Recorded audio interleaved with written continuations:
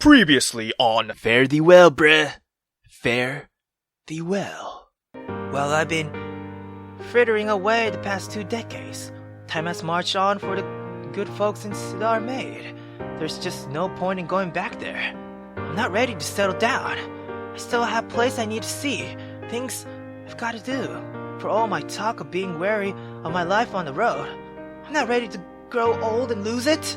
Why can't anyone understand that? I have to keep going. I can't stop for anything or anyone. I can't. But should I?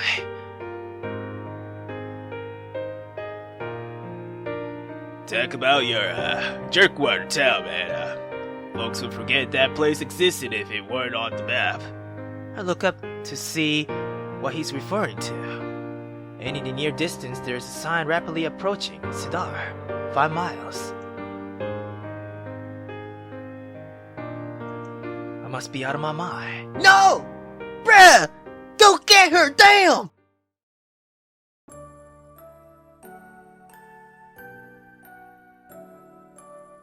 The same bartender from all those years ago, albeit with a tired look about him, turns towards me as I enter. Yo! Shit, it's been 20 years right up. Good evening. What could I get you for? Just a beer. Nothing fancy, you know. Thank you. The old man's complexion changes as he halts, staring at the bottle in front of him. I never forgot a face, and I surely wouldn't a voice. Have I met you before, young man? Oh shit! Once, yeah. A long time ago. Or a long while ago, yeah. It's been 20 years, old man. Yeah. But how? How are you? Look, man, it's a long story, right? I believe so. You know, it's been 20 years since I last saw your face, isn't it? Oh, I know so. I've counted every day since that winter night, you know? Yeah. Why have you returned? Surely you wouldn't have come back here after 2 entire decades just to have a drink here at my bar. I'm not so entirely sure, to tell you the truth. A gentle silence fills the air between us as he hands me the beer and I take a sip, clearing my throat. I'm not sure if you will be able to help me, but I have a favor to ask. Shoot. Last time I happened my way into this bar, you know. Do you remember the charming girl in green? Her voice was enchanting one. Yeah, it was one of a kind, really. Whatever happened to her? Emmeline? Well, luck would have it, she still lives here in Cedar. Actually, she still comes to help out from time to time here at this dusty old bar. My eyes light up with this very good news. She's still here, even after all this time? I can hardly believe it. Yeah, she lives just down the road, with her husband and young boy. Well, no shit, it's been 20 years, bro, damn! What the fuck do you expect? I mean, shit, yeah, I feel crushed, but it's been 20 fucking years, man. What the fuck you expect? I'm not sure what I was expecting. Yeah, no shit, really, but it hurts nonetheless. The bartender must have caught on, and as he continues, does this change anything? I assume you had something in mind. While it should be, it doesn't really. I'm not entirely sure what I would have done anyhow. Would it be wrong of me to ask of an address? While I give it to you regardless, it's not necessary. She comes by every morning with her son to help set up for the day. You should come again tomorrow, as I assume you are planning to stay for a while. Yeah, I'll be here. Thanks, really. It means a lot. Don't mention it. Anything for an old friend. With that, I sip my beer and think of the coming events. The fear that she won't recognize me once again crossed my mind, but I push it off in search of a bed to lay my head. I nod to the bartender and make my way to a local motel to rest up for the night. The next morning, I arrive early enough to help the bartender with the table, stools, and chairs. The worn woods seem to embody the place as a whole, well worn with time and filled with warmth. I take a seat in front of the bar as the old man organized a rainbow of colored glass bottles behind it. Calm down, son. You think someone with as much experience as you would have learned to deal with these situations? Saying goodbye is easy, alright, but the returns and the greetings, I mean... The old man met my eyes and inclined his head towards the door, making my best effort to keep my door. I noticed Emmeline and her son, probably around 7 years old, an inquisitive blue-eyed boy with brown hair. Yo! You changed a lot. Oh my god! Well, I mean, it makes sense, right? Yeah, if the girl is floating right, you will actually birth the boy who floats too without legs. God, I really hope the game dev actually drew the whole sprite, you know what I'm saying? Damn, not like a card up fucking... Well, you know, oh well, it's cool. It's cool, it's fine. Or at least drop the sprite a little down so it doesn't look like it's cut off. Damn. Anyway, I mean, it's been a while, girl. Damn, and yeah, you got a nice boy there. Yeah. Emmeline glanced around the bar and seemed mildly disappointed. Her gaze flits over me as it would one of the tables. She approaches the old man. You sit up without me? Sorry, Emma. I should have mentioned earlier that I have a new employee in training. He helped me this morning. We still have the stage set up, though. I'll get you some work yet. She looks at me directly from the first time, but there is no spark of memory in her eyes, only the casual friendliness of someone greeting a new acquaintance. Oh, nice to meet you. I'm Emmeline, and this is my son, Michael. Michael plays with the collar of his shirt and averts his eyes. Hi. I give him a smile and a wave, and then extend my hand to Emmeline. She shakes it. I take a page out of Michael's book. I'm too nervous to meet her gaze directly for too long. Hey, it's nice to meet you both. Yeah, it's really nice. Yeah. Right, that stage isn't going to set up itself. Emma, why don't you and Michael teach this, greedy here the ropes? I've got a few more glasses to clean. Emmeline nods and gestures for Michael to follow her to the stage. Have you ever worked in a bar before?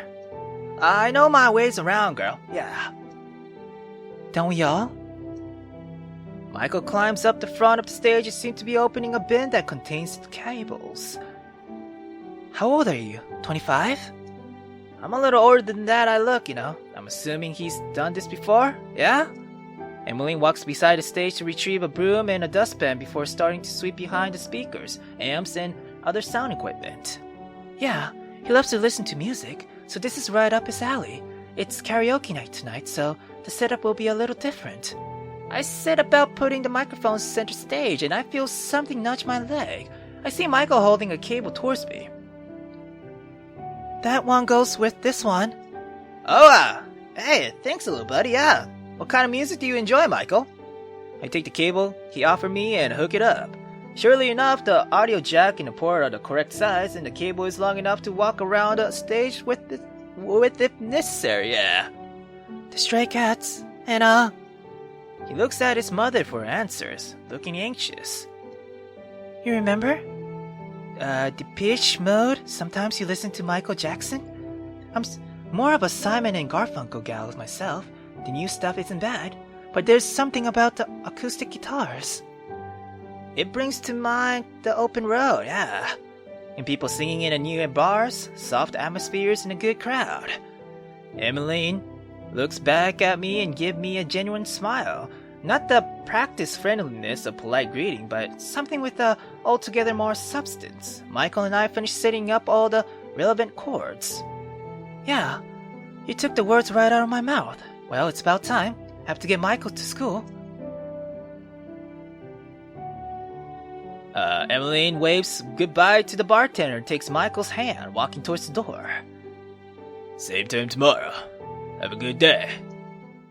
Emmeline pauses before she reaches the door and freezes in place. At first I wonder if she had forgotten something, but then she turns and I see it. The spark of remembrance. The warmth in her eyes that signifies memory. Now she knows who I am. She remembers that night. 2 decades passed. 2 fucking decades passed! She brings a hand to her cheeks as Michael's tugged at her shirt. Mommy? Are you okay? I'm alright. Let's get you to school.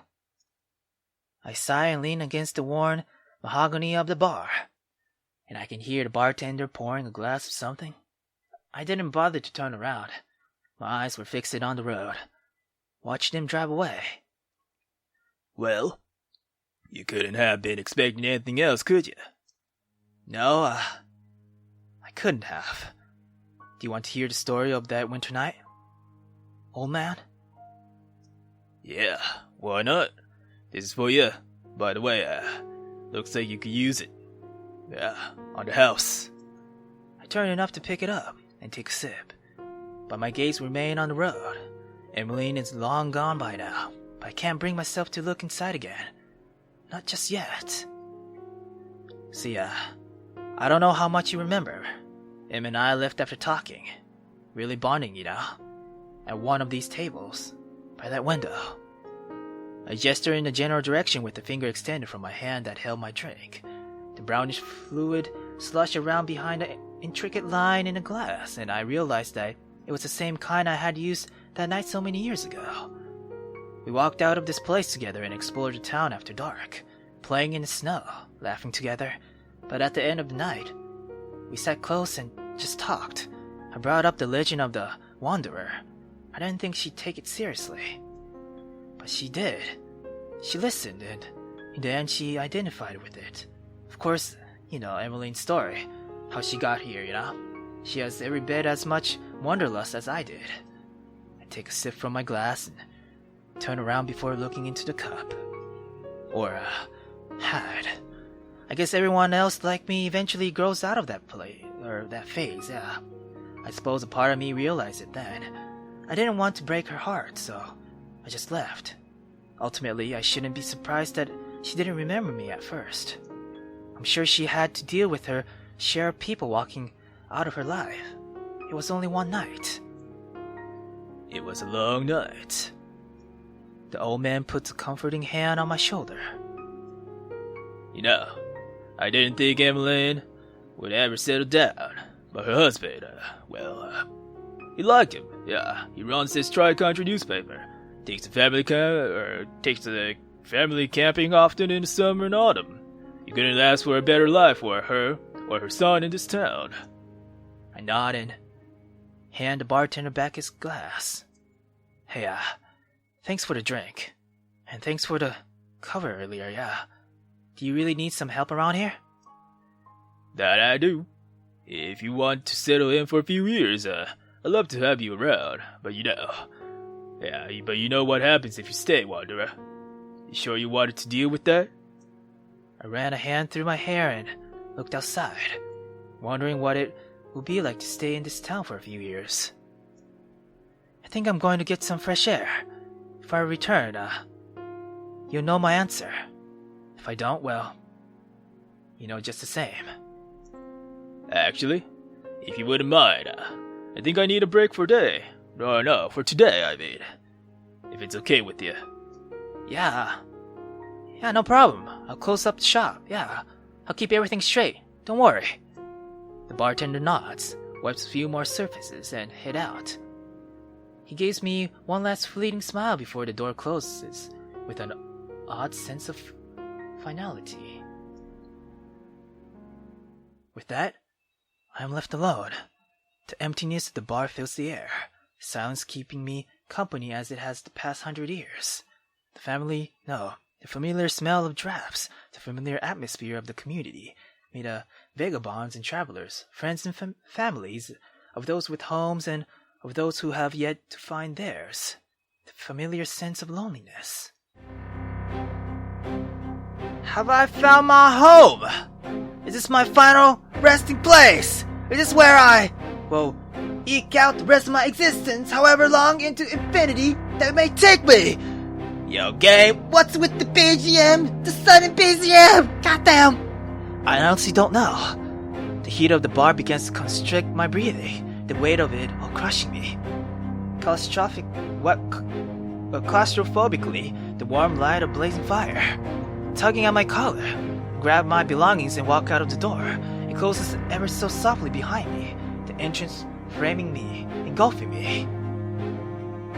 I turn and make my way down the street. Buildings, both new and old, guide me, gradually giving way to more and more nature as I continue my journey. I find myself in front of the large, somewhat young tree. Its appearance does little to betray the true age of the farm, being perhaps only 100 years old or so. This is as good a place as any, and I sat against it, allowing the trunk to support my back. I ache, like an old man would, despite having no reason to. My body is fine. My body is young, despite my mind not being so. Cool air fills me, embraces me as the wind dances upon my skin. The tree responds in kind, swaying this way and that. Lively, almost youthful and energetic. Life only just beginning for the poor soul. I sit motionless, knowing that must come. Knowing what must come. I need not distract myself. I have a very important decision to make. It's a simple decision, really. Something a normal person would even hesitate to answer. Do I stay, or do I go? The wind quiets down, all things listening intently to my every word, my every thought. I guess, in reality, the more important question is whether or not she would care. Does she remember me? That moment earlier gave me the feeling, but how could she forget the magical night out of my many years of existence? That is the one memory that I am certain to never lose. Maybe she just did what I never could. The air turns frigid, humid. Someone shakes me out of my lull, my trance, my thoughts and memories. Rain.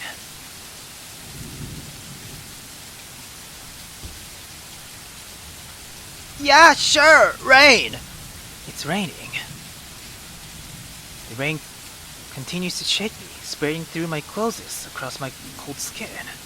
I know what I have to do. It isn't about me. It's about everyone else, isn't it? I can't keep hurting people like this. It's for the better that I don't stay. They'd have to keep secrets, hide me away, or worse still, they have to die, seeing my eternal youth, seeing what they once were and what they could never be. They'd all die, and I'd still be there, forever burying them. The job of a father at a war or a son in peace. I'm not like them. I'm not one of them. It's not my place to be here, to serve as a constant reminder of what they must have and what I'm fated to never feel. Shivering now, I try to stand up, to walk away from everything. I can't. My muscles refuse to respond, screaming at me, aching through and through. My heart gives out, telling me what my brain never would, never should. Don't run from this. Stay here. Don't leave her again. No, can't stay here, and yet I can't leave her here, or leave her again. The rain penetrates the canopy, pouring over me, and though leading a few short moments of quiet clarity were too much for the youngling, overcome by the weight of the world. Sorry that you have to go through this again.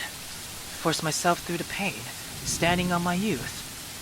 With it, regaining my stature. I leave the now corrupted embrace of the tree out into the chilled weather. Looking out from my sodden boots, my vision is blocked by the one thing I had planned to never see again. It reads simply, Cedar, Maine. A simple representation of the place, the family that I had grown to love. The aching become unbearable and I am forced to lean against the sign, my full weight causing the sign to waver, temporarily, until it catches itself accepting me. I cannot see the world beyond the sign, my vision entirely blocked. I've made my decision. Please, get out of my way! The sign remains quiet as it always was. I beg, I plead, I plead. I cannot watch them die. I cannot be here. Only pain will come from this, you know? Once again, I will be alone again. Once again, I'll be held down by my regrets. It remains. The clouds began to dissipate, the cold rain gone, the warm air flooding down back into me. The crickets began to chirp, frogs ever so loud. Life filled the air. So, the decision has been made for me. I turned back from the sign, the town of Cedar, Maine staring right back at me, expecting me to return as if it never had a second thought. The humid air clinged to my skin. As I make my way back to the bar, I pass the tree once again, waving its leaves in the wind, welcoming me back. I pass that, as the building becomes less sparse and the nature recedes, the bar enters my vision. I enter my home, the heat helping warm my clothes and my skin. I look at the things around me in appreciation, wiping the bar, cleaning it as if it were my own. December 2012. A lone vocalist in a violet dress takes the stage at the Heart and Home. Okay, let me guess. Son of a... It's a really good sprite, but come on! Make a full thing, man, damn! But, girl, again, you look fine! You look so fine, but oh my god, the bottom part, jeez, Still, I really love the sprite. Yeah. She appears to be close to Michael's age, who is now 24. Damn! The girl gazes at the expectant faces all around her. A hush falls over the crowd as she leans into the microphone. Her face betrays not a single emotion but pure wonder.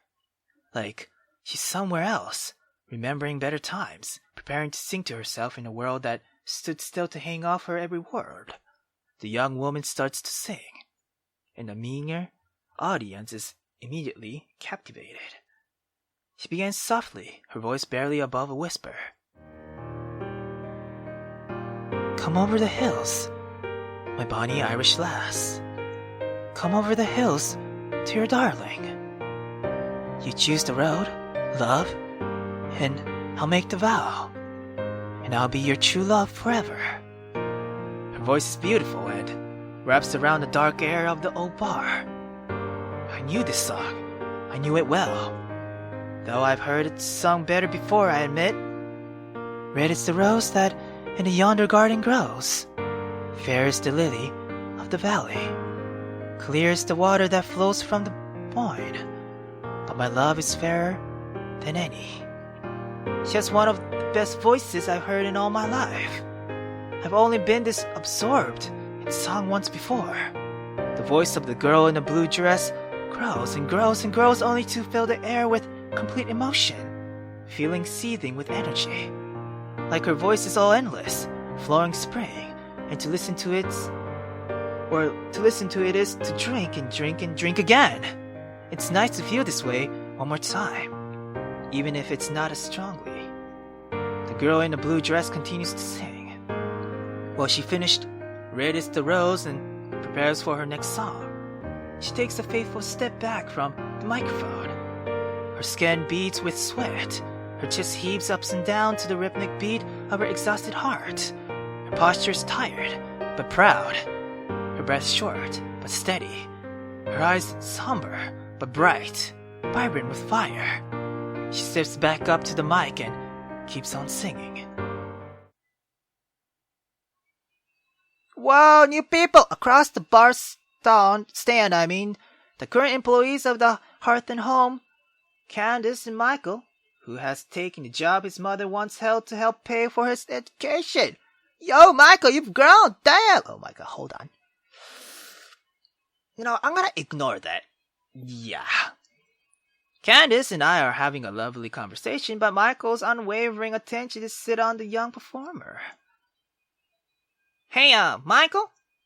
Candace tries to grab her employee attention, but has little success.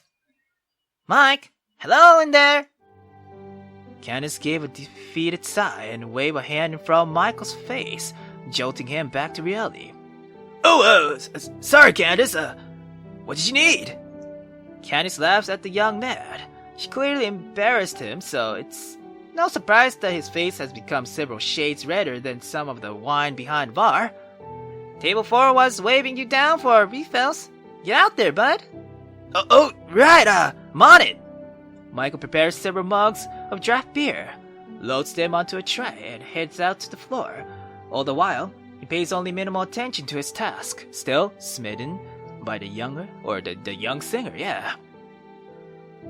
He reminds me of a story my father would tell me.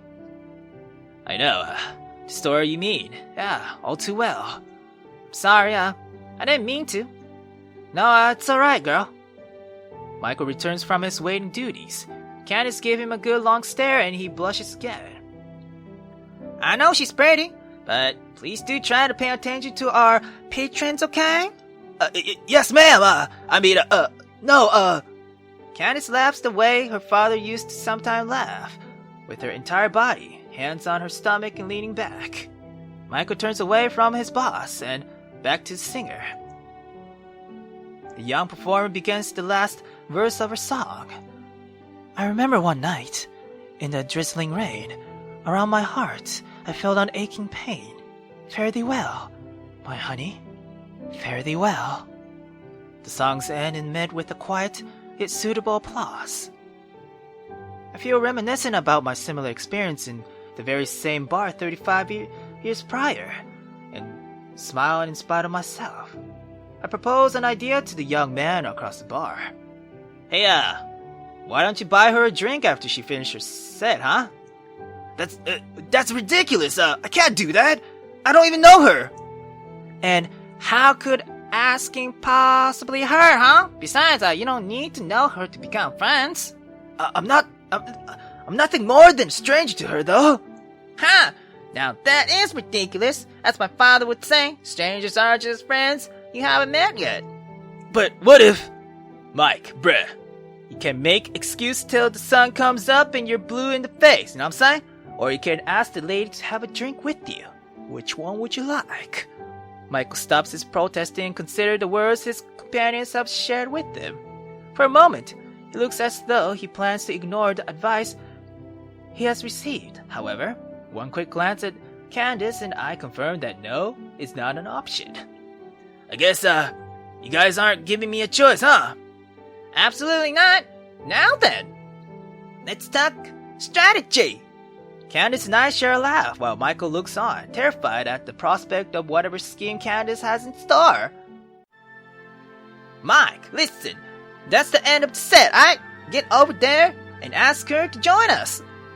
Candace, are you sure that's a good idea?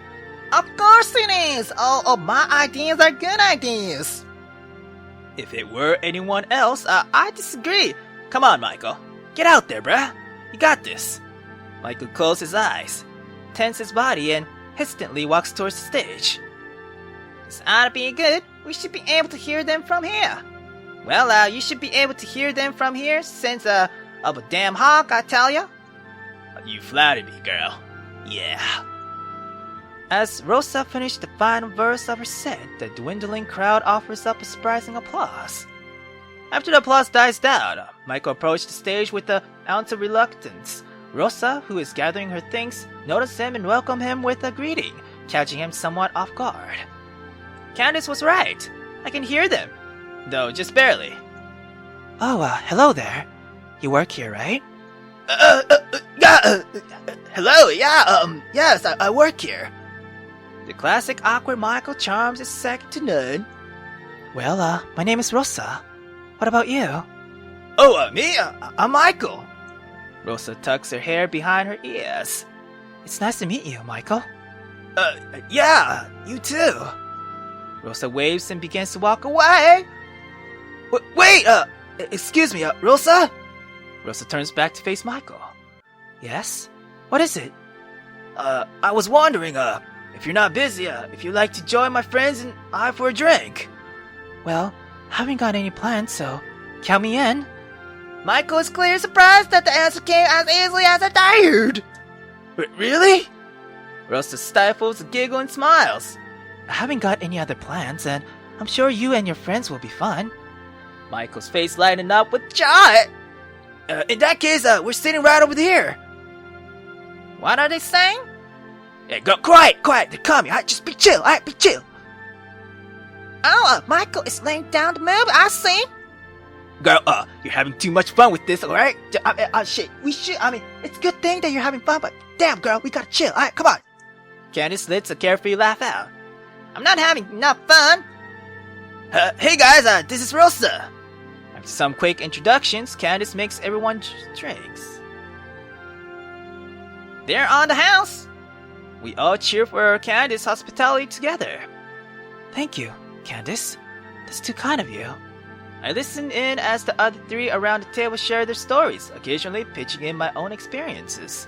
Michael and Rosa are fast friends, and by the end of the first hour, the pair get along as if they've known each other all their lives. The bar's patrons dwindle until we are the only people left in the building, but even after everyone else has gone, we stay sharing stories of loss and hope, of dreams and regrets. Rosa begins to tell her story, and her eyes lights up with the childlike happiness. When I was younger, all I ever wanted to do was to go to school to study music. It was always been my passion, so I worked at it from the time I first saw a future in it until I had realized the dream. But the light in her eyes faded into a quiet sadness. When I finally made it to music school, it just didn't feel right. I had worked so hard for so long, year after year, but the culmination of my entire childhood led me to disappointment. But I was still determined. Never mind that I couldn't seem to make any friends or do well in my classes. Music was still my passion, so everything else be damned. Rosa wiped a tear from her cheek. For all my effort and determination, halfway through my first year, I dropped out. I hit rock bottom. I've hated myself for quitting, but I never saw an alternative. I wasn't happy, and I'm sure as hell not happy now, but I'm better than I was. So I can say with certainty that I don't regret making that decision. What I'm unsure about is where I'm going now. All I have is my music and the will to keep moving forward. So since leaving school, I've been traveling wherever the music takes me. I hope that it can one day lead me to true happiness. I guess for now, I'm just along for the ride. Candace raises her glass. Well, hell, I'll drink to that. Rosa nods gratefully to Candace and turns to Michael. I guess I could say I understand some of those feelings. I finished school, but it hasn't really done me much good. And so, as I graduated, I came right back home to Cedar. And I didn't just come back for my mother. Of course, I had to, giving her health these days, but even if she were in good health, I know I'd still be back here. I kind of feel like I'm in some kind of void, stuck between childhood and true adulthood.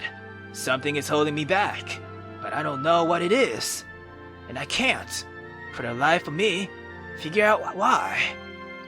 The idea that Michael was drawn back to Cedar makes me chuckle. Hey, in my experience, I should say, getting away from Cedar is one hell of a task. Not that Cedar is a bad place, mind you. It just has this, this pull, for lack of a better word. Candace nods in agreement. Cedar's always been good to me and mine. Candace waves a hand over her shoulder, motioning to the empty hearth and home. This old girl been in the family for 4 generations now. My father, granddad, and the great-granddad all put their lives into this place. And I'll be damned if I don't do the same. But this life isn't for everyone.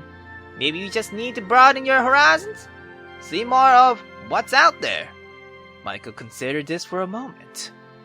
Maybe, but I haven't really felt like my life ever needed to start somewhere else.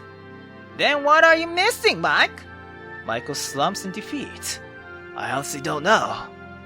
Out of the three of them, I can relate most to Rosa. She seems to feel like there isn't a place where she belongs. Even so, I can sympathize with Michael and Candace. But unlike myself or Rosa, Candace is very deeply rooted here in Cedar. Though I've grown to consider her a close friend, we're about as different can get, Yeah. Michael reminds me of Emmeline, which, of course, comes as no surprise, yeah? He's like his life in Cedar. but he's mindful of his future and where it might take him, you know? I look up from my empty glass, which I had been absentmindedly being turning over in my hand, and catch Rosa's eye. She curiously meets my gaze. So, how about you? Do you have any grandiose dreams or aspirations? Any miserable failures that landed you where you are now? Ha, yeah, quite a few more than I can count at this point, girl. Ah. She narrows her eyes in suspicion. Clearly, I piqued her interest.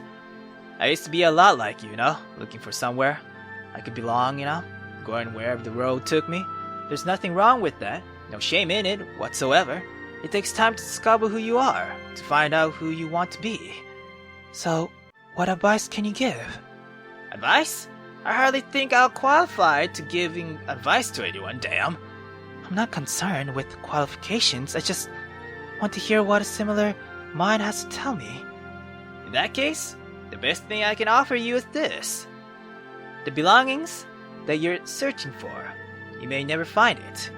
Where circumstances different, I might still be searching for it. What you can do that will make all the difference is really quite simple. Life is going to go on, regardless of what you do. Don't just let it happen. Take charge of your own life, even though you may not find what you search for. It will make that search easier. I've always had trouble putting this into words. It's been in the back of my mind for as long as I can remember, but words always seem to fail me. I guess what I'm trying to say is that you aren't going to find what you're looking for if you're so caught up in your search, that you can't see what is in front of you. Or what's in front of you, Rosa sits back in her chair, looking rather confused.